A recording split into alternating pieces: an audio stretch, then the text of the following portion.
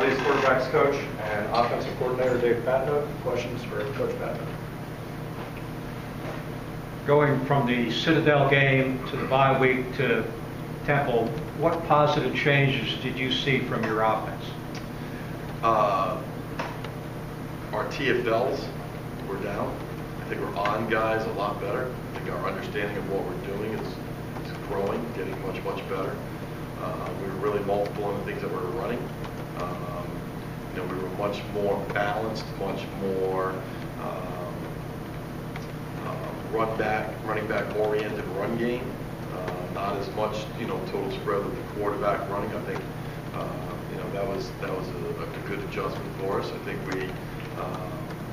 we made a bunch of plays on the edge. We threw some balls downfield. The wideouts played really well. I think, there was some good development in the pass game. We left a lot of things out there. But I think it's just a week-to-week project of getting better and really understanding what we're doing and just the flow of the game. And, when you go back on Sunday, we have the ability to go back and watch everything on Sunday and be really critical of what we're doing. And we did a lot of really good stuff. And so there's a lot of stuff to build on, a lot of things we've got to get corrected. I really don't think that the score was indicative of how we played. I mean, you cannot turn the ball over 3 times in the red zone. I don't care who you are, you're going to struggle. And I think if we get that first one in there, I think it's a different game. I think we kind of, play with a little bit more moxie and kind of, we're not playing from behind, the whole game. So I think the turnovers were critical. We got to get that cleaned up. But I think that there was a lot of stuff to build from. We ran the ball well. TFLs are down. We had to throw it a bunch. Our protection held up pretty well. We were on the right guys. Sometimes, the number 90 kid is a really good pass rusher, so sometimes, we were in one-on-one situations. But I thought we held up pretty well there. We were on all the right guys. So I think just our understanding and our development of what we're doing was a lot better. With James, it really seems like, even though he was 10 for 24, but he seems like he knew where he wanted to go, and it seems like the right decision, maybe overthrew it, or maybe just that execution wasn't really there at times. When you went back and looked at it, what was kind of your assessment of the way he played that second half? Inconsistent. Electric, as good as anybody in the country. And then the next play, threw it into the third seat, third row. So he's got to be more consistent with where he's throwing the ball. And his understanding has grown tremendously from where we were in the spring, which still needs to take 10 more steps before he really understands what he's doing and he's really going to be prolific. But he made some dynamic throws, as good as he can throw. And a couple of those comebacks that he threw on the move, and Jalen snagged the ball. Those were NFL throws. So he has, real arm talent, and he's very athletic. But he's got to become more mature in how he prepares, how he understands, how he studies, how he gets up there. And he came in yesterday and he was, was kind of like, we got to get this right. He wanted to come in and watch it, so we sat down for a while and we went over all the plays that he had, the good, the bad, and the ugly. And then I called the same play today, the first play of coming out that he missed, that we went over last night. And he put his foot in the ground, we ran it out, he threw the out for the first down, coming out, moved the chains, the offense came off the field. That's the kind of growth you're going to have with a young kid, and there's going to have to be a lot of patience with a young guy like that who has really good understanding of who he is athletically, right? But sometimes he's like a wild stallion, you know what I mean? He's like, he's all, hyped up, and you can't play quarterback like that. I mean, it's got to be one play, go to the next play, go to the next play. And, once he settles down and is really more comfortable in what we're doing, I think he'll be dynamic. It's, with an offensive line, it's obviously coaches like to have 5 guys and stick with it. What's that like, with as many walk-ons, Coach Collins alluded to? Yeah, it's difficult because the whole thing, if you're cohesive with the guys, those 5 guys, when they play together, they know all the calls, they communicate, they know each other's patterns, so they know how they're going to, they can feel them bumping off of each other. They know how to communicate with each other. They know who's, all right, if this guy does this, I'm going to take it. So there's a lot of pieces that are moving. And, you know, like even, you know, Kenny Cooper, you know, being in there solidifies the whole group. You know, he's like the rocket. He communicates everything. He's tough. He's strong. He does all the things. But, you know, then he's got a bum hip. You know what I mean? So he doesn't feel great. You know, so he's not even playing up to, you know, to the elite level. So when you start moving all the pieces around, you know, it's just a learning process of guys having to play with each other. And, you know, the guys went in there and scrapped. I mean, well, you know, will they have to get in there again? And, you know, there were no snap issues. You know, he was on the right guy and went in there and forward his tail off. And, you know, really for the most part, you know, did a really good job. We ran the ball well in the second half. We spun it around. I thought we protected a little bit better. And again, when you get in the red zone, you just have to punch the ball. And you know, I thought besides the turnovers, I thought we probably left 3 scores on the board throwing it. And you have to be able to identify what that is, why that happened, and, you know, get it corrected. And, you know, the analogy I use with the guys today is, you know, there's a reason why a rear view mirror is this big and a windshield is this big, right? You want to look back and see what happened, and you want to keep it corrected, but you have the whole world in front of you when you're driving a car, right? So we have 8 games left. We have a huge amount of what we're doing left. We have to continue to look forward. We have to look in our rear view mirror and understand why things are happening, what happened, how do we correct it. We corrected it on Sunday.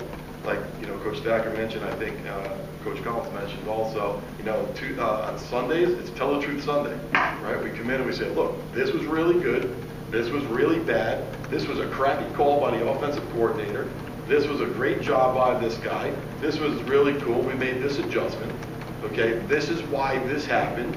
We all take ownership of what's going on, and then we move on to the next day. And then we go out Sunday night, we practice, we tear the Band-Aid off, we go, and then we're back at it. But, you know, that's the piece of, you know, the pieces that I think we're building on in James' book. You kind of answered some of it, but I'm just kind of curious, as a coach, you do have that many turnovers that kind of maybe set the tone for the game. As a coach, what is it that you do at first practice, kind of dissect those turnovers and work with your offense? Yeah, so the first thing we did Sunday was ball security. So everybody rotated through, you know, and you're stripping at the ball, you're running through a gauntlet of bags. We're teaching guys how to protect the ball, how to carry the ball. You know that, you know, your wrist should always be above your elbow. The ball should be tucked in. You can't leave the ball down here. Guys are stripping at it. We're whacking at them in bags. Coaches are screaming at them. You know, just put them in a chaos type of deal. And it's a difference, between having the ball down here and getting hit, or having the ball right here. The ball's not going to go anywhere if the ball's up by your chin. You know, and if you're using your offhand to protect yourself, you know, now you're not letting guys get into your body. So that was the first thing that we talked about.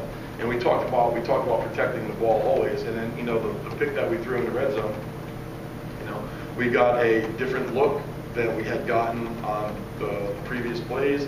And the quarterback, you know, we said, all right, if you get this look, throw this ball, throw it here, right? And it was a different look. And, you know, James moving forward is not going to throw the ball down the middle of the field when it's free safety covering the middle of the field. He's going to go back to the other side. So we worked on a lot of those things too. It's like, okay, what is the identification of the defense? All right, don't throw the ball down the middle of the field when there's a middle of the field safety. Right? Okay, you got it. You know, but those are the things, again, you got to learn that. And sometimes the thing that stinks about playing quarterback is that only until you have to live through it do you really fully understand how to make the adjustments. You know, and he did a great job protecting himself, sliding protections, and, you know, but you can't throw, you know, we punch any of those in and throw the other ones. I mean, you guys saw it on tape, right? I mean, we run out, we throw a go ball, Adonicus Sanders runs out and up right by the guy. James gets hit right as he's throwing it, overthrows it a little bit. You know, there was a couple where we banged the post, we ran by a guy, we might have slid off the protection or like that, you know. So I thought we had some really explosive plays. We did some good things throwing it. We missed on a bunch of explosives, and then you just have to say, hey, look, you can't miss on these again. And this is the continued growth. A couple more for Coach Patenaude. You sort of touched on one of the things.